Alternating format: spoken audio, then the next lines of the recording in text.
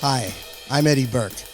I've been the bartender at the Hollywood Improv for 40 years, and this is my podcast, Eddie's Bar at the Improv.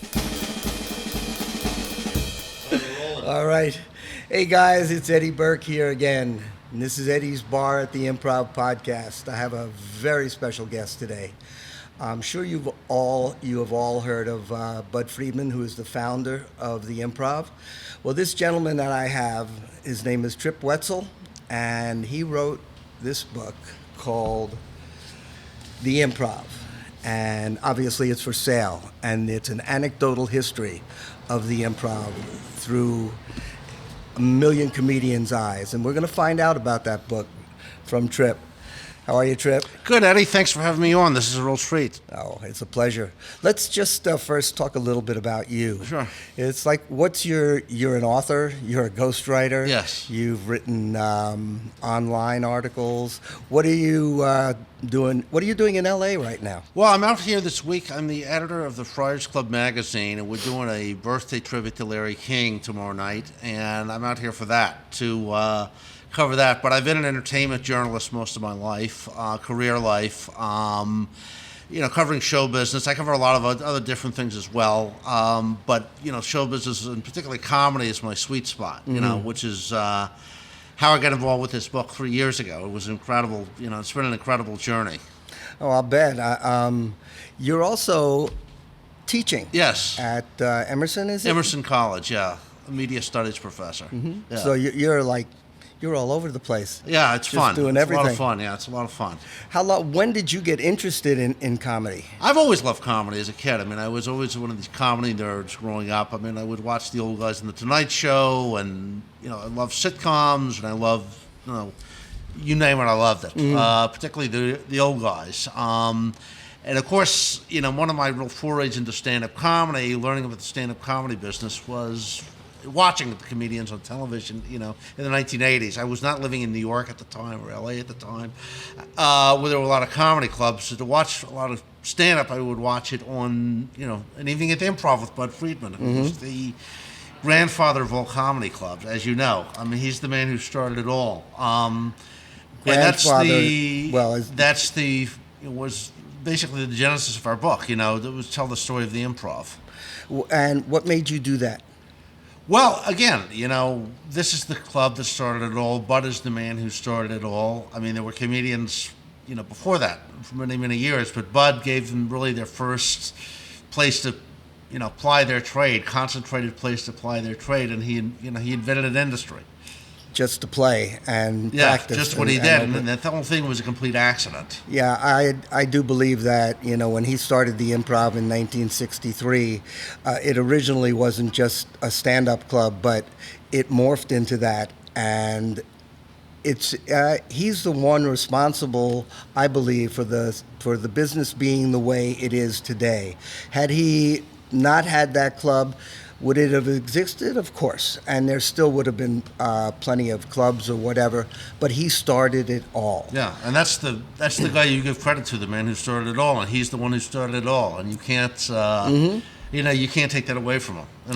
When you did the book, how many comedians did you interview? Did you ever put that down? Well, over 100 probably, at least. I mean, we talked to all of the major people who were there. First of all, I interviewed Budd extensively. How'd you get him to agree to do this? Well, it's interesting. When, I always knew there was an incredible story with the Improv, because it's more than just a story of a club, because it's a story of the industry that he helped start, And when Jimmy Fallon was doing The Tonight Show, moving The Tonight Show to New York back in 2014, I did a story for the Daily News about the effect that was going to have on the comedy business in New York versus LA. Because back in 1972, when Carson came out here, it created basically a seismic shift. You had, most comedians were in New York at the time. Everyone was coming out here to do sitcoms. Right. It was the Pied Piper effect. And of course, you've got Freddie Prinze, who got Chico and the Man, who started with Budd in New York. Got it out of the box. He got on one Tonight Show appearance, and that was just like, it was such a huge seismic shift. And of course, there was the competition with Mitzi in the Comedy Store. And those issues, but it was ground zero for comedy between these two clubs out there. And I wanted to get Budd's perspective on what that was going to do, what that was going to mean for the comedy business going back east, with an idea in the back of my mind that he wanted to do a book, and he did. And we had lunch, and it sort of morphed into there, It's going to morph into there, Great, because, if there should ever have been a book written about somebody, about the history of comedy, it's him without a doubt. He had all the markings of being, as you put it, the godfather of comedy back in the day. With a lot of the comedians, you interviewed everybody: Seinfeld, Chris Rock, George Wallace, and it's a who's who of comedy. Who was the most difficult to get to? Oh my God, that's a loaded question. Are they all tough to get to? Well, they can be very difficult. I had a lot of people get, and I'd like to give, shouts out to them too, because I had a lot of people helping me grease the wheels, so to speak. I had, George Shapiro was the legendary manager who manages Seinfeld, and he managed Andy Kaufman, is a very good friend of Bud's. Has been enormously kind to me, and he got me Seinfeld. Alan Zweibel, one of the original writers for Saturday Night Live. So I had a lot of help along the way, and sort of one door opens the other door. Some people were willing to do it, eventually, immediately, when you just wrote to them. Others were much more difficult, and you had to have people making calls and things like that. And of course, you were had to go through publicists, which are not always the easiest thing to deal with. Yeah, welcome to the business, right? Yeah, exactly. And managers. This is how you get in touch with people. You do. And I said, and you get resistance. And I'll tell you a funny story. When we were trying to get Jay, who incidentally did the foreword for the book, we were, I was trying to get through him weeks. And I said, and I was out here doing interviews for the book. And Budd called him, and he said, how quickly do you want to do it? Can he be here in an hour? And the next thing I knew, I was at his garage interviewing him. So one phone call made the difference. Right, and you find most everybody pretty cooperative. Generally speaking, yes. Try that word. Generally cooperative. Generally speaking, they were. Yeah. It's what did you find out that was kind of surprising, maybe about Budd or anybody? Well, that's a tough. He was a very difficult guy in the beginning. He's mellowed a lot, since then, and also what a benevolent guy he is too. If you really like somebody, how he takes people under his wing. He's. Were you surprised at what some of the comics said, maybe about some of the other comics? Yeah, I was. In what sense? Like, I've read the book and I know, but I want them to know. My 3 listeners. Hi. But there were things said. I recently read it even as early as this morning about Andy Kaufman. Yeah, I was going to bring that up. Yeah.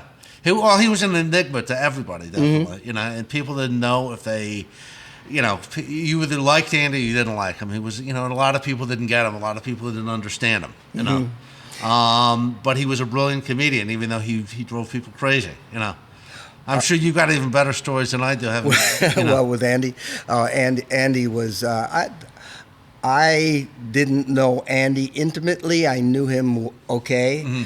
I found him to be always in some character or other, and also to be pushing the envelope as far as he could to see what people will take. And to me, that was his routine. But in reading some of the criticisms of him by some of the other comics, I kind of find it, a couple have said I didn't think he was talented or whatever. And that is so far wrong, in my opinion, because this man had characters like Elvis and whatever that, he was phenomenal. He was. Did you not like him? Very possible, just because of the reasons that are stated and that you've said. It's like you go up to him and he's in character. It's like, hi, Andy, how you doing? My name is not Andy. My name is whatever, Tony Clifton. No, So, and people got kind of like resentful of that. But he was a trip unto himself. I mean, the things that he did, and like I said, pushing the envelope. I think I've told this story before. He went up on stage one day, had a server bring up a table and a chair, ordered his dinner, sat there and waited for it. It came, he ate it, and he left. Paid the bill and left. And that's all he did. And the people in the audience were like, "What's going on?" I know that was his thing. You know, he wanted to see what's going on. Yeah. And then he would get up and do the impressions, you know, and blow people away. Well, he would do the bad impressions too, like Foreign Man, you know. Right. Well, I like the Mighty Mouse. Yeah. That was one of my favorites with him. If any of you haven't seen that, go online. I'm sure you'll find Andy Kaufman's Mighty Mouse song on there. But what other surprises came to you while you were doing this? Like either about Budd or how some of the others reacted to Budd. Did you get any negativity? Yeah, I got quite a bit of, I wouldn't say negativity, but I would say, people were afraid of Budd. I mean, he was never afraid of him, but, he ruled the roost for a long time. And there were some people that, not all comics liked him, not all comics because of, when he put him up or when he didn't put him up. But, most people loved him. Most people still do love him, There's a section of comics, and I imagine this happens at every club, every major store. It probably happens at the Comedy Store and the Laugh Factory and whatever. But when you're kind of new or up and coming, and you're begging the person in charge to get up, it's kind of tough to put you up when you've got an audience and you've got maybe Chappelle going up and stuff like that, and to put someone up that maybe not be quite ready. And I think it's those people and those experiences that kind of sour people against a manager, against Budd Friedman or whatever.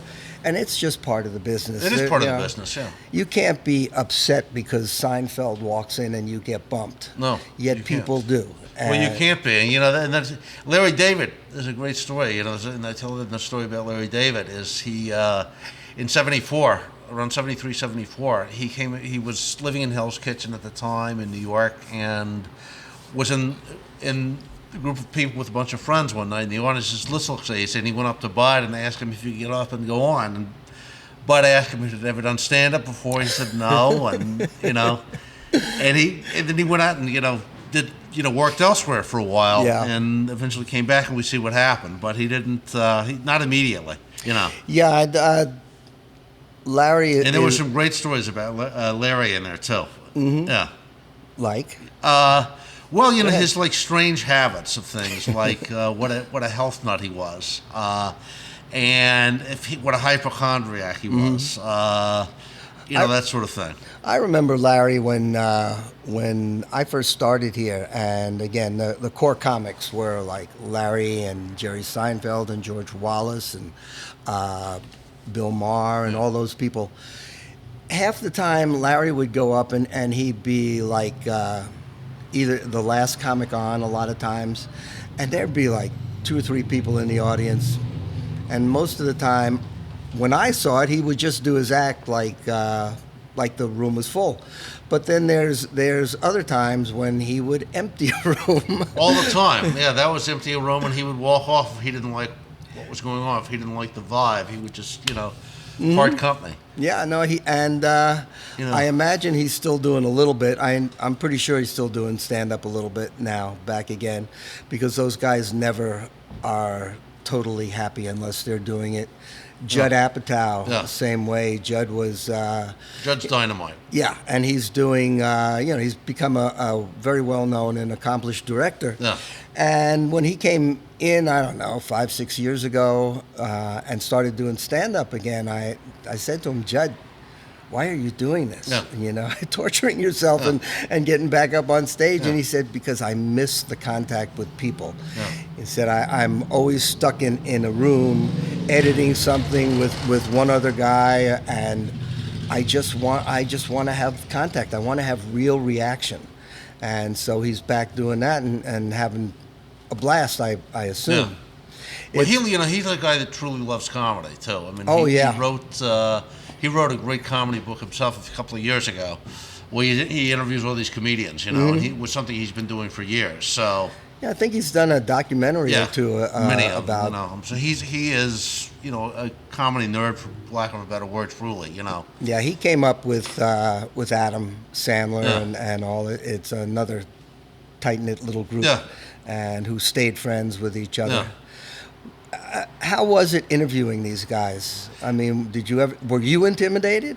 Well, not really. I mean, sometimes you are, but you could sort of ask them questions. I mean, everything starts from zero basically, and it's a big jigsaw puzzle. Especially when you're doing an oral history. And you sort of one of the things you do, and it's just you talk to as many people as you can.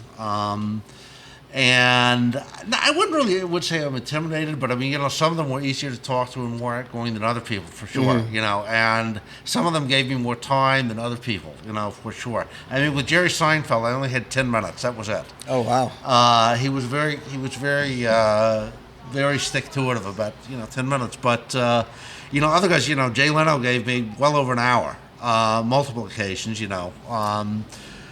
many people were very, very generous with their time. Judd Apatow, Larry David, Billy Crystal were, very, very generous with their time. Some people didn't want to relive the past, and they get so many requests for these sorts of things. So it's not easy, No, and that's why they're not very generous at times with their time, because they do get so many requests. Yeah. Are there things that you did not put in the book? People that you interviewed that maybe you thought just wasn't appropriate, or too mean, or too whatever? No, there wasn't really. I put pretty much everything in. I mean, there were certainly people I would have liked to have talked to that I couldn't get, but they just wouldn't do it for one reason or the other. But Carol Leifer wouldn't talk to me, for example. Really? Because some issues she'd had. So a few other people, there were several instances of people who wouldn't talk to me. I'm trying to think of, she's one example of somebody who wouldn't talk to me. I would have liked to talk to Michael Keaton, because he worked here, but he was in the middle of doing a film at the time. Would have liked to talk to Deborah Winger, who was a waitress here. Right. Couldn't get to her. There were a number of people I would have liked to talk to that, for whatever reason, Did you get to talk to Bruce Willis?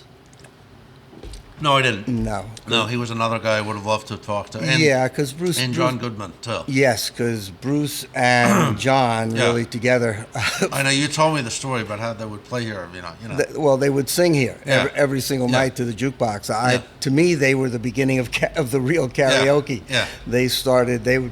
We had a guy that made our jukebox, I think, the best in town, with all these old 60s, 70s songs, and the two of them are very into old rock and roll. Oh, yeah. And they would just they'd start the whole place, really, would start singing to those things. Which of these comics that you interviewed, once again, this is the book, The Improv, by Tripp Whetsell and Budd Friedman, which of these comics did you find were kind of like, I don't know, maybe making stories up, or not being truthful, or afraid to tell the truth? Bob Zmuda a couple of times. He gave you really, a few. Yeah. Interesting guy though, but most of them were pretty. We're very honest. We're very honest with me. Was Bob telling you he was Tony Clifton and he didn't want to talk about anything? He did a anything? few times, but it's an interesting thing. But he actually did a book on Andy, a couple of books on Andy, which we had the same publisher for his last book. So he was like Andy's alter ego. I mean, if there was anybody that knew Andy, it was him. Yeah. He was, to this day, he does Tony Clifton, and he does it very well. Yeah. I haven't seen Bob in a couple of years, and if you're out there, Bob, I would like you to get your ass in here and do this podcast at some point. But I always enjoyed talking to him, because he'd come in, and he also made the movie, what was the name of the movie about Man Andy? on the Moon. Yeah, Man on the Moon, which was pretty well received, and there was a character named Andy Kaufman that Jim Carrey played, and he was prime example of somebody who wanted to stay in character. Yeah. And just call me Andy. Do not call me Jim. I heard. I wasn't on the set, but people were telling me this. And did you talk to Andy? I mean, if you talk to Andy, we're in a lot of trouble. Yeah. Well, did you talk to Andy as Jim Carrey or Jim Carrey? No, I didn't. No, you didn't. No. Oh, okay. Jim Carrey wouldn't talk to me either. He's another guy that wouldn't talk to me. So. Oh, really? Yeah. Well, in all. And I actually wanted to get a. He wouldn't talk to me for that, the book, and he also wouldn't talk to me for when he did I'm Dying Up Here, which he brought, the Showtime series. Mm-hmm. I did a piece from Variety about that. And I'll tell you something. Now, I was around in those days, and I know it's focusing on the store, but I found it very depressing, very dark, and I found the comics backstabbing each other like crazy, and that's not the way it was. It really isn't. I mean, the comics back in those days were, there were nowhere near the number of comics that there are now, but they were all very supportive of each other. But it was a much more familial community back then. I mean, an artistic community back then, and the strike, changed that dramatically, and the whole payment thing. I mean, and this is an interesting thing that I bring up in the book too, because, and when Budd started this thing in 1963, he didn't think about, paying comedians because it was just not something he thought about. Because, again, it started out completely. He didn't start out as a comedy club at all. It was an after-hours place. He wanted to make some. Contacts so he could produce Broadway shows. Right. He had no idea what he was doing. It was a very shoe leather operation to begin with, on a shoestring budget. He was literally, not robbing from Peter to pay Paul, but borrowing from Peter to pay Paul, because he would post-date a check to pay for the bread delivery guy to come out or something like that. He would do he did that even when he did well. And it was hard, it was really hard, it was tough stuff at the beginning, and he wasn't even making a profit. But he, and people would just get up there and do stuff impromptu.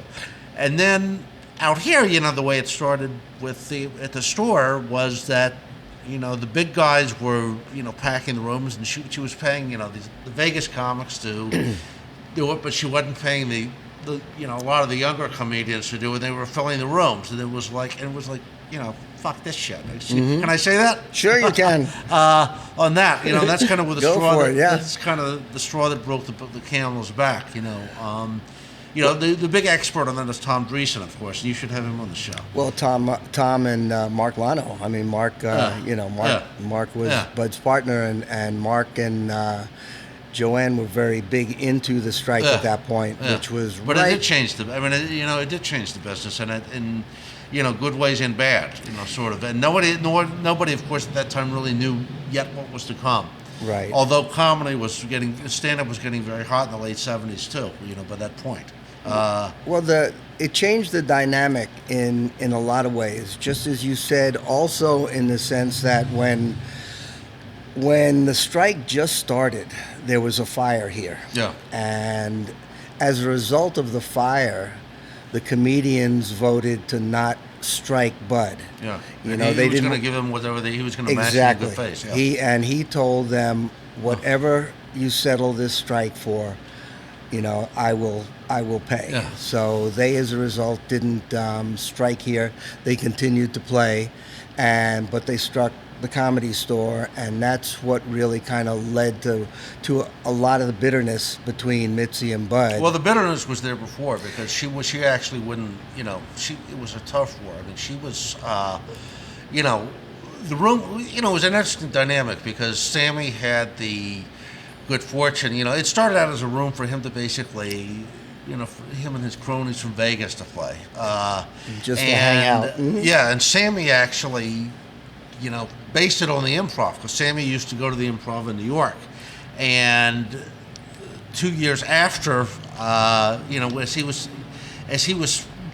thinking about opening the Improv, according to Budd, opening the store out, he came to Budd and asked him, if what he thought. Should he, he was thinking about opening a place out here. And Budd at the time didn't really know he was even going to open a club out here. So Carson, and they opened, when Carson came in here in 72 and the store opened, and that happened like within a month of each other.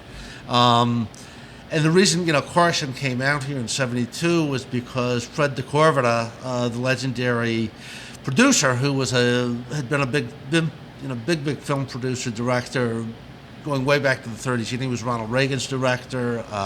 He worked on My Three Sons, worked with Jack Benny, so many different people. He did not want to come to, commute to New York every week. But the truth of the matter is that they would not have, people would have come to New York anyway. The Tonight Show didn't make that much difference whether it was here or there, but the fact that he came out here shifted the industry out here because of sort of the Pied Piper effect. And then when Mitzi took it over in 72, she was the queen bee for 3 years. And when Budd came out here, she started at Turf Ward to begin with. It was nothing new. As soon as she got out here, she was very intimidated by him opening a second club out here. Well, he was back then too. He was already as you said, the godfather of comedy. Everybody knew who he was back in New York, and I imagine she felt that he was encroaching on her territory. Exactly, that's exactly what happened. But it doesn't, you don't own the territory. No. And there's really... Plus, and she wasn't paying anybody either, so... Right. Plus, there was plenty of room, and there still is plenty of room at the top. Yeah. There's a lot of comics out there. I've always found it interesting, though, that she hung on to this forever, the bitterness and whatever. And Budd, I don't know, maybe he did a little bit, but for years, she did not want her comics playing here. Oh, I know. And if she could control them, she would stop them from playing here.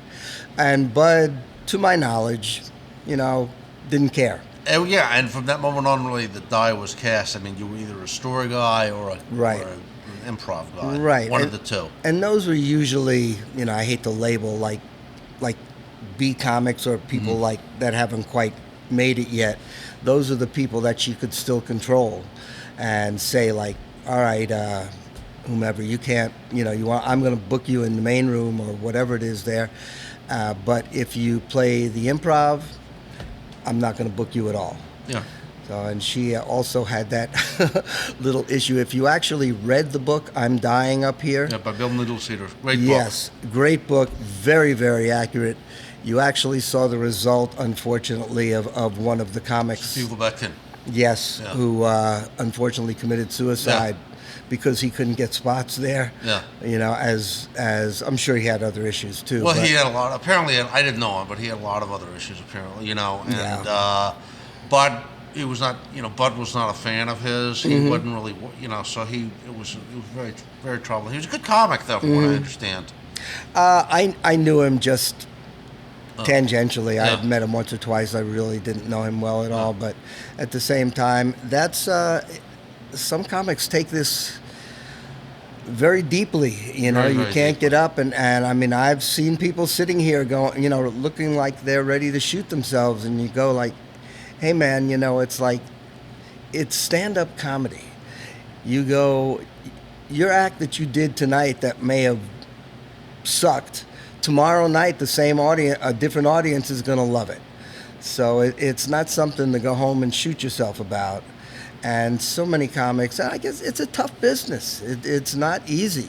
That just take it so much to heart because they're so passionate about it. They just want to if I can't get up or I, they don't put me up, I guess I really suck. And that, well, as you know, I mean, many comedians are very damaged souls to begin with, and they come from very dark places. Tears of a Clown. I mean, that's and they take it very, the words of a comic, I killed, or I'm dying up here, those are big things. So, I mean, it's always been that way, with comedians. And so it's a very personal business to be able to get up there and, make people laugh like that.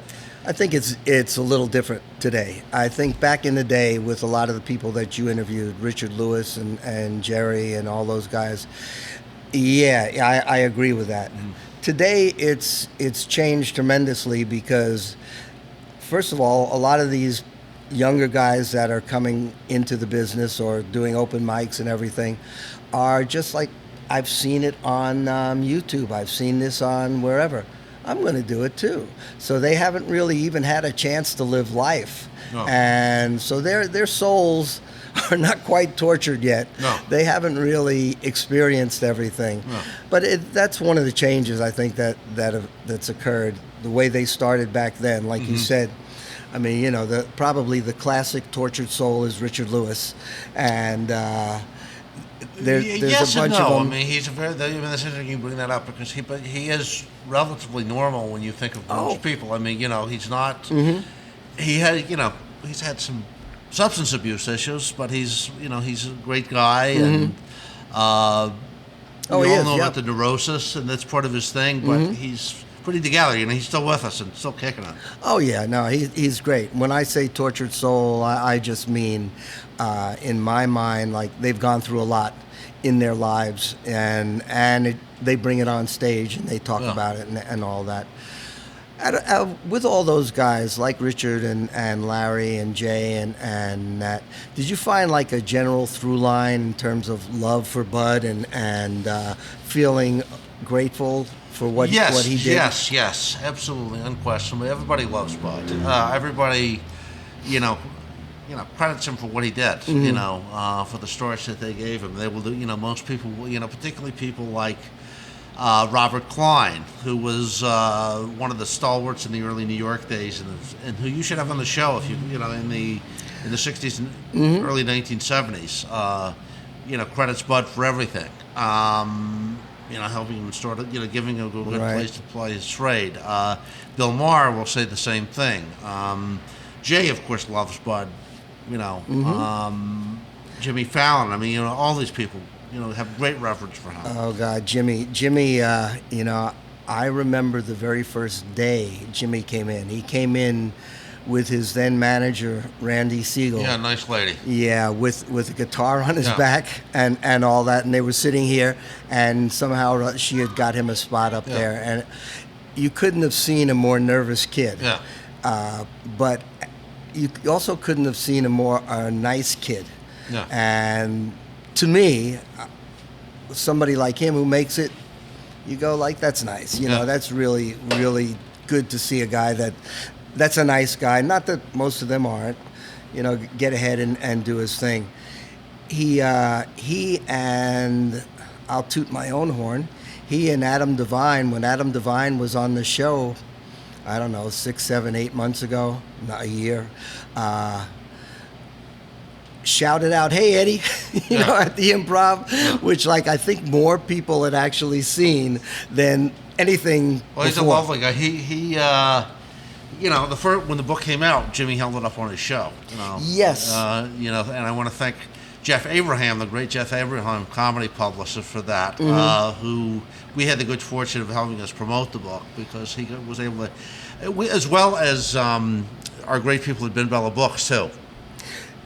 Lindsay Marshall, who's head of marketing there, and Lynn Yeffeth, who president publisher of Ben Bella Books, who believed in the project, and my wonderful agent Peter Ruby as well. Well, you know, since you brought that up, was there ever a point where your publishers or whatever said, you know, maybe we need to stop? You know, it's not going well, or what do you mean? Well, like you're halfway through the book, and you're interviewing people, and maybe it's not going fast enough for them, or it's not happening. Well, you know, everything is a longer process than you always think, and I needed a couple of small deadline extensions, but it wasn't horrible. I needed about a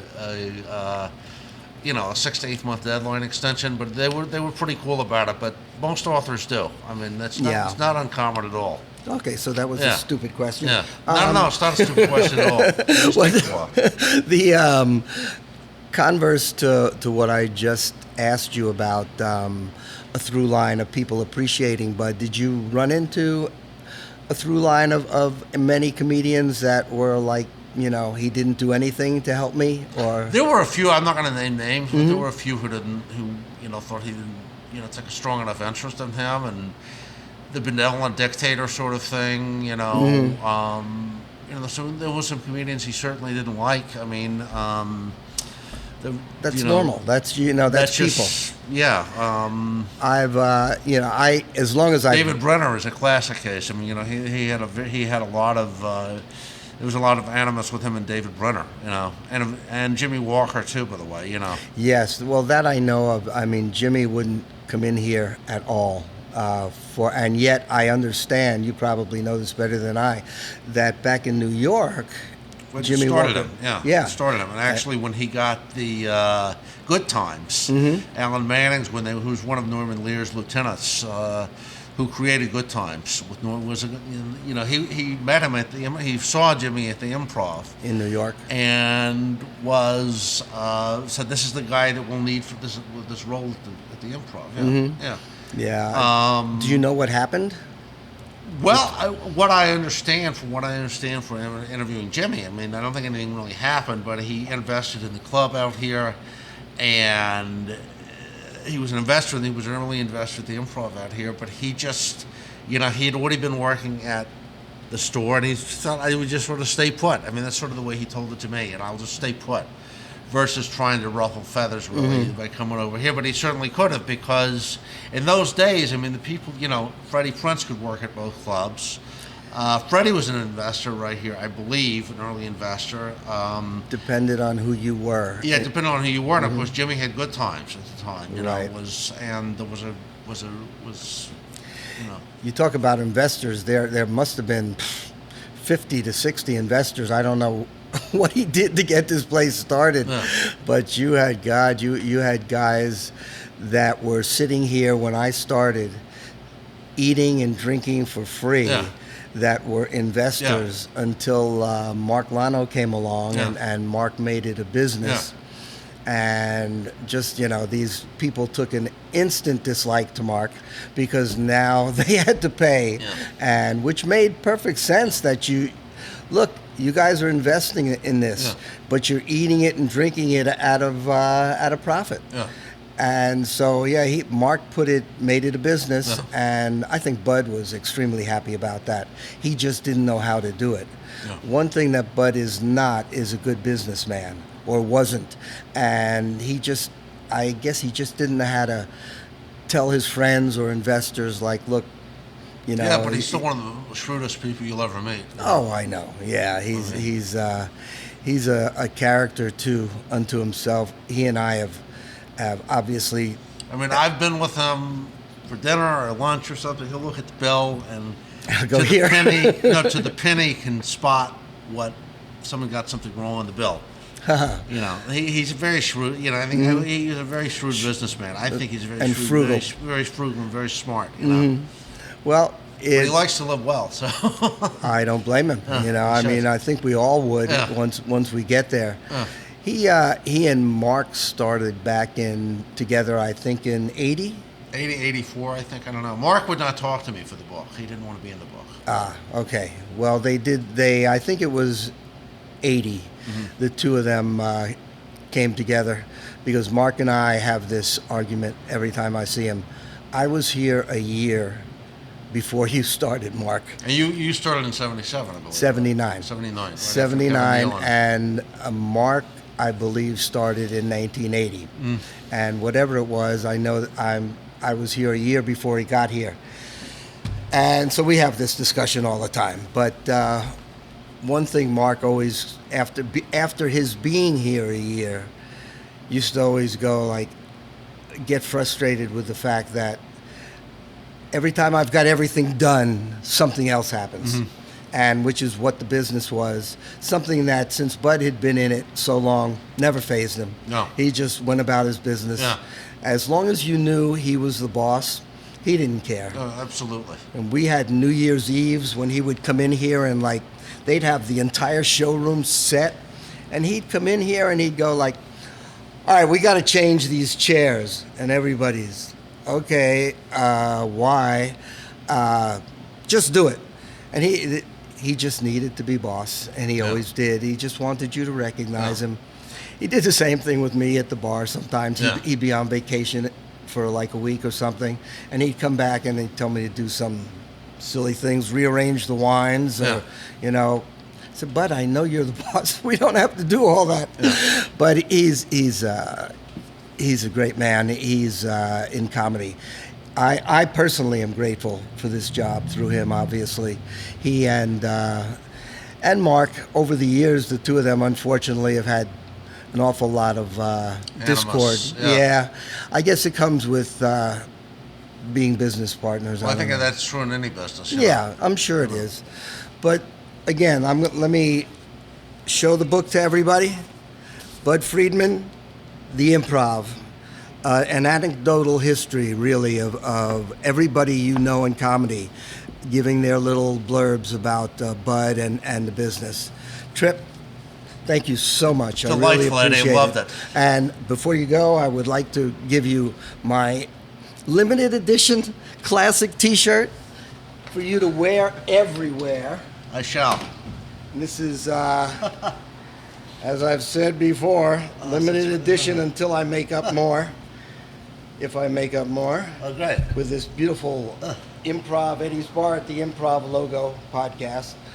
And again, Tripp, thank you so much. I really appreciate it. My pleasure. All right, guys.